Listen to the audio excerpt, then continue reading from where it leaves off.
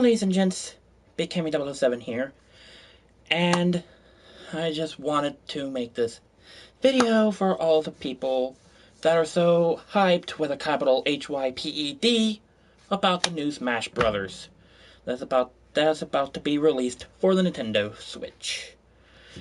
As you may know, the first trailer for Super Smash Brothers for the Nintendo Switch has dropped. And as the first of its many newcomers came the Inklings from Splatoon. Sorry about that. Anyway, ever since then, people have speculated who would be the chosen newcomers for Super Smash Bros. For the Nintendo Switch. In fact, this has been going on for as long as the first Super Smash Bros. Like, who would be in Super Smash Brothers, and so on and so forth. And these actually came down to people wanting to make stupid suggestions. These suggestions are, let's say, SpongeBob, Steve Urkel, what have you. But I'm making this video to show just how serious I am with my picks, okay? Before anyone says anything, no, I am not joking. I am for real. This is my picks, my top 10 picks for Super Smash Bros. For the Nintendo Switch. And I'm well aware that they are not non-Nintendo characters. That they are non-Nintendo characters, okay? But I don't care, okay? I truly do not care if they're not Nintendo characters or not, okay? So anyway, my top 10 picks for Super Smash Bros. And they are all right down here. Beginning with number 10, Zavok from Sonic Lost World. Now, Sonic Lost World was on the Nintendo Wii U and Nintendo 3DS, I should know, because my first Nintendo 3DS game was Sonic Lost World for the Nintendo 3DS. I played it on the Wii U afterwards, and the game was supposed to introduce us, the Sonic fans, to the Deadly Six. That is the team of six Yetis that was led by Zavok. Now, some people are looking at Sonic Lost World and think, oh no, it's a Super Mario Galaxy clone. So, what if they had inspiration from Super Mario Galaxy? I didn't care about that. I thought Sonic Lost World was a unique game. And I thought the Deadly Six brought something different to the table. And to me, out of all of the Zetis in the Deadly Six, Zavok stood out to me the most. In fact, in Mario and Sonic at the 2016 Rio Olympic Games, Zavok was the guest character in the boxing event. So we actually got to see him go toe-to-toe with Mario. So I figured if they could do that, why not put him in Smash Brothers? He would be a perfect Sonic representative. But of course, we did not hear from Zavok after that until Sonic Forces, which was for the PS4, Xbox One, as well as the Nintendo Switch. So, in other words, since Zavok appeared on a Nintendo console first, well, two Nintendo consoles, the Wii U and 3DS, he should be more than capable of joining Super Smash Brothers. Number 9, Jet the Hawk. Now, Jet the Hawk first appeared in Sonic Riders, which was on the PS2, Xbox, as well as the Nintendo GameCube. This is my GameCube copy of Sonic Riders. So, I haven't played it in quite a while, but there you go. Sonic Riders on the GameCube. This is my physical copy of it. Now, Jet did go on to appear in Sonic Riders Zero Gravity, which was for the PS2 and Nintendo Wii. And then they went on to do Sonic Free Riders, which was for the Xbox 360's Kinect. So,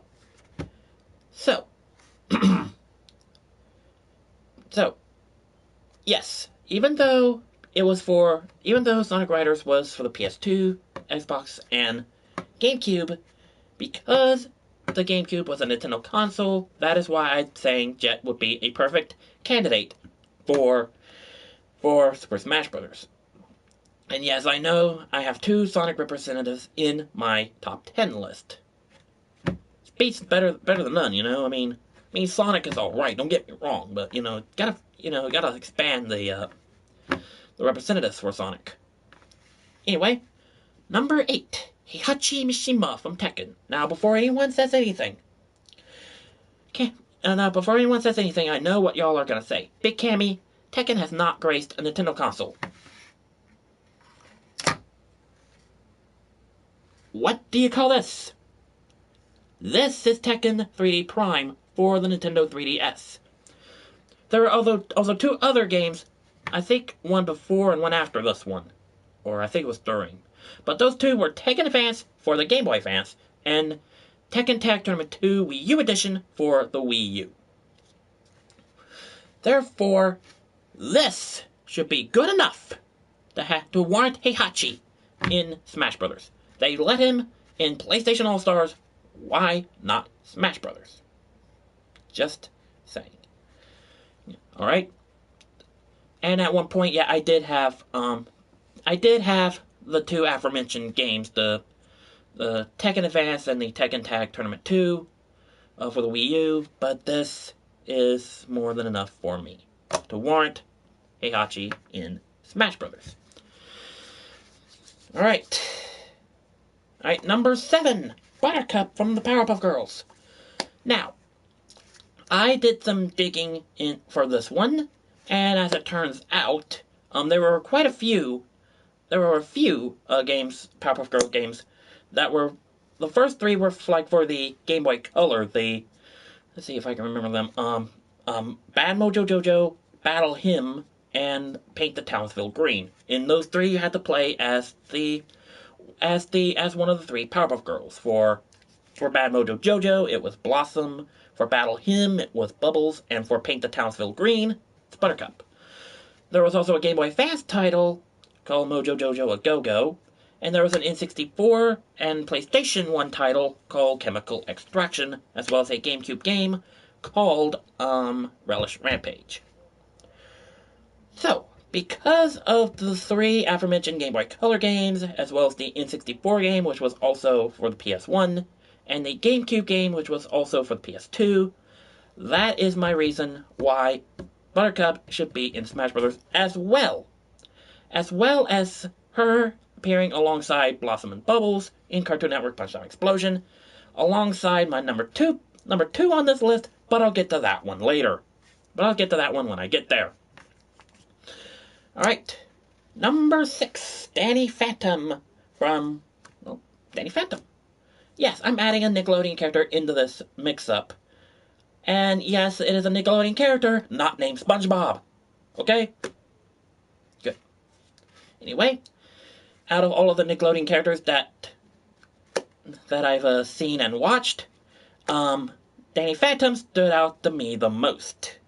And I'm aware that they had one Danny Phantom game for the Game Boy Advance, and that was Ultimate Enemy, which was based off of the same episode of the same name. But other than that, I only seen Danny Phantom in in crossover games such as this one, Nicktoons Unite. Yes, this is my physical copy of Nicktoons Unite. Now, in case of you all don't know, Nicktoons Unite took SpongeBob, Jimmy, Timmy, and Danny and put them on a team to stop the Syndicate, which was made of their respective villains. If I can remember them, Plankton, Crocker, Flad, and Calamitous, Professor Calamitous. Sorry, it's been a long time since I played it. So anyway, and I think there were a few other crossover games for like the Wii and all that. So because of that, that is why I wanted to see Danny Phantom in Super Smash Bros. Number 5, Aeon. Now you're probably asking, Big Cammy, who the fruit is Aeon? Obviously, you have never played this before. That is right, Castlevania Judgment for the Nintendo Wii. The only fighting game to ever grace the Castlevania series, and of course, the black sheep among the series, the game that no one wants to talk about. Except for me, of course. Now, this is the game that Aeon first and only started. So, because of this is why I want to see Aeon in Super Smash Bros. Now, some people are going to be asking me, but Big Cammy, don't you think you need a better representative for Castlevania, like, say, Simon Belmont? Well, no disrespect to Simon Belmont. I mean, heck, you could have chosen someone like even better than him, like Trevor or Alucard, or heck, even Dracula himself. But I say I'm going with Aeon. Therefore, this is the reason why I will want to see Aeon in Smash Bros. Number 4, Darkwing Duck. Now, before anyone say anything, yes, I am aware Darkwing Duck is a Disney character, but back in the day, Disney and Capcom teamed up to do some Disney games, and that was the 6 Disney games that would be later in the PS4, Xbox One title, Disney Afternoon Collection. These games includes Chip 'n Dale Rangers 1 and 2, DuckTales 1 and 2, Tailspin, and as well as my personal favorite, Darkwing Duck. Now, these games were first released on the Nintendo Entertainment System, or the NES for short. They were also released on the Nintendo Game Boy, which was the first portable console game the Nintendo had, until we got into the console portable hybrid, which we call the Nintendo Switch. Excuse me. Sorry about that. So I am aware that Darkwing Duck, as well as Danny Phantom, originated from cartoons. However, since they've been in video games, I think that should be more than enough. However, Darkwing's game started from an old Nintendo console, while Danny Phantom appeared in like the later consoles, like in the GameCube era. But anyway, because Darkwing's game was on an older Nintendo console, that should warrant him to be in Smash Bros. Alright, we are down to my top 3. In these top 3, it was very difficult to choose who would be in the top 3. Now, I know it pains me so to actually do it, but it had to be done. Anyway, number 3, John Cena. Yes, John Cena, the WWE superstar. I'm going to let that soak in for just a moment. Anyway, yeah, I am for real here. I am being very serious here. Now I know not a lot of WWE games were on the Nintendo consoles, but there were a few that did make the Nintendo consoles, like the older Nintendo consoles, like say the old WWF games. But we're talking about games that had the WWE games that had John Cena. Like say SmackDown versus Raw, or like say WWE Day of Reckoning. This is WWE Day of Reckoning 2. This is my physical copy of it anyway. There are also a few that were for like the Nintendo Wii, like the aforementioned SmackDown versus Raw, as well as the WWE All Stars, or as I like to call it, WWE Legends vs. New Generations. Yes, I'm aware the Legends vs. New Generation part is from Ultimate Muscle. But anyway, I thought that because of the WWE games that were on the Nintendo consoles, that would be more than enough for John Cena to be in Smash Bros. As well as anyone that is familiar with the phone app called WWE Immortals. They actually did a crossover that actually included in their roster Johnny Cage for Mortal Kombat. Now, some people are going to say, well, because WWE Immortals was made by NetherRealm Studios, the same people that made Mortal Kombat and Injustice. Now, some people are going to say, now, Johnny Cage is not out of place in that game. Then what do you call the TMNT in Injustice 2? Just saying. Just saying.